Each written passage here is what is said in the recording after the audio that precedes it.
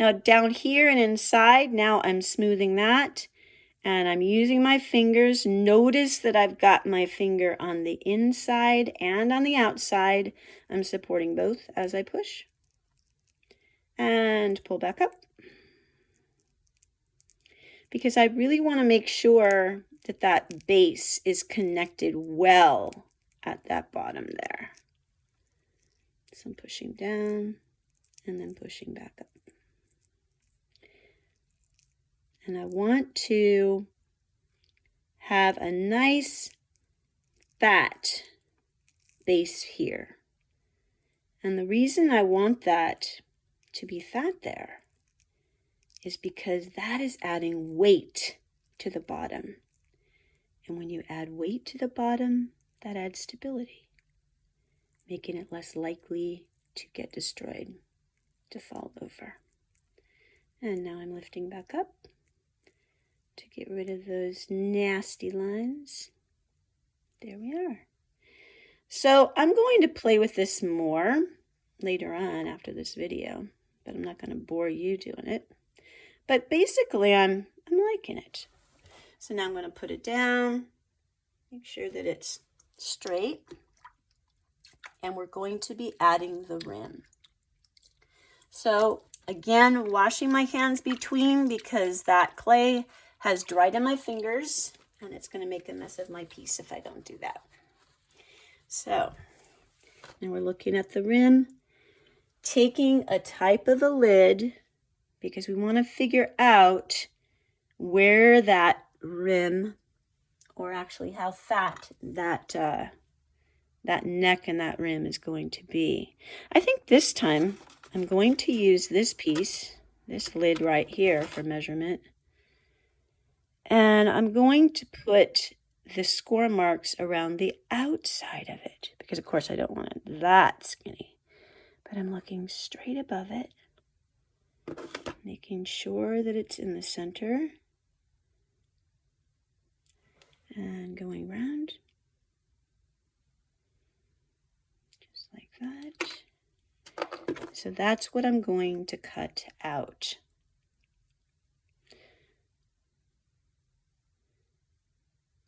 You can cut this out slowly.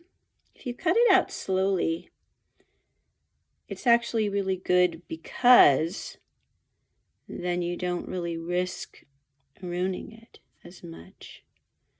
I think I might make this slightly bigger.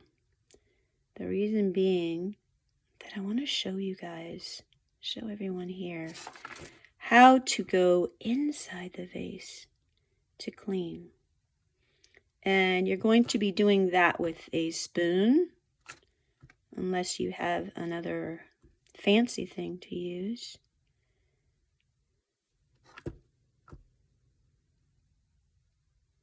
One of the fancy clay tools, which I do have, but my students don't have them, so it's not fair that I use it in this video. Sorry guys, to my students who have the cool stuff. There we go. And now I can see that this is pretty thick clay here. I want to take away these sharp lines. They always have a tendency to like to crack anyways. And that's going to make that hole larger so that I can fit something like a spoon in it. Let's see if I made it large enough. Ooh, barely, but I did. Woohoo!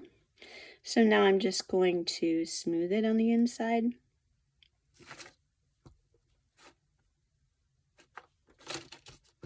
I'm pushing it out just a little bit so that that spoon will fit in there, to be honest. And I'm also strengthening it. Now this is a tremendous opportunity to go inside with your finger, usually your middle finger, because that's the tallest one. And I'm going to support this container from the outside, and I'm going to smooth that area that is here on the inside where we put that coil, because what you're going to notice is, especially if you're starting out, there are big gaps that if you don't end up filling them, they will end up cracking later. So I'm just pressing it down and using equal force, holding it with my hand on the outside where my palm is. There we go. Now it's nice and smooth. And now we're going to add the neck. I'm going to put this to the side a bit so that I can roll a coil again. Danger! Got the clay on my fingers. Now, if your clay starts sticking to your paper, I strongly suggest you just get another piece of paper. And the reason that I'm saying that is sometimes, you know, my students will get really frustrated because the clay will start sticking and they don't realize that, you know, just get another piece of paper. It's okay. This that I just cut out, even though this clay is a little bit dry, I'm just going to reuse it. So I'm just sticking it in the water. I'll put it away a little bit later. You do not have to throw away any piece of this clay, whether it's air dry clay or regular clay. I think I'm going to use that trick, getting this longer and skinnier very quickly, just for you guys. I'm trying to make it a shorter video. There we go. And we'll,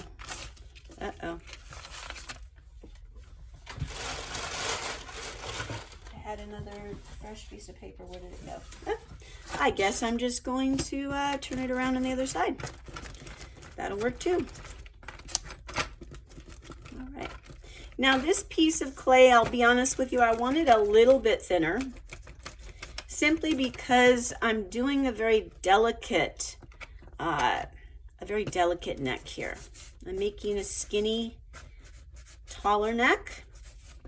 And so it's going to help me if my clay is skinnier to begin with. I'm going to wet it. Now, if you're using regular clay, you don't have to wet it. But like I said, this air dry clay really catches a lot of friction if you don't wet it, and making it very, very hard to score. One thing which was interesting is that I had read all over the internet that if air dry clay gets dried out completely, then you can never wet it.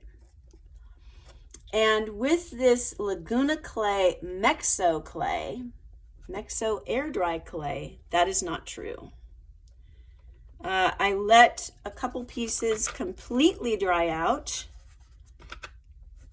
and I was able to just add a little bit of water to the bag, and the clay softened up completely. So that is a real benefit with it. And it's also not that expensive, so that I could afford it.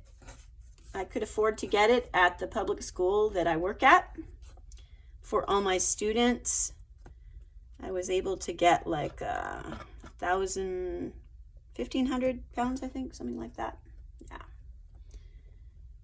So that was really, really wonderful, so that I could have enough clay for my students.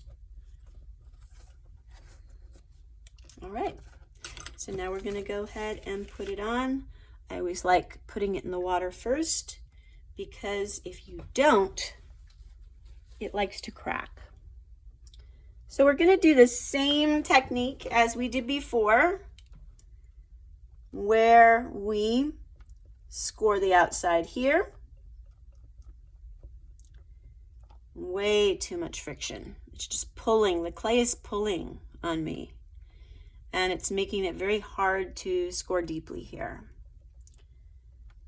And most of us are used to regular clay, where that's just not the way that it is. It doesn't tend to dry as quickly as this does. All right. Beautiful. We are ready.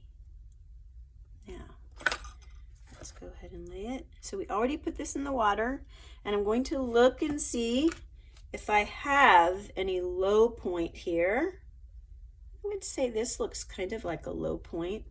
So I'm going to break this coil right here and begin this coil at that low point. And again, I want to start this coil out a ways from where I actually will end up keeping it, because then I have then I know that it will be out far enough once I squish it and play with the shape of this. So now I want this to go in, so I'm placing this coil more inside, more on the inside of that coil. I'm going to overlap these right here.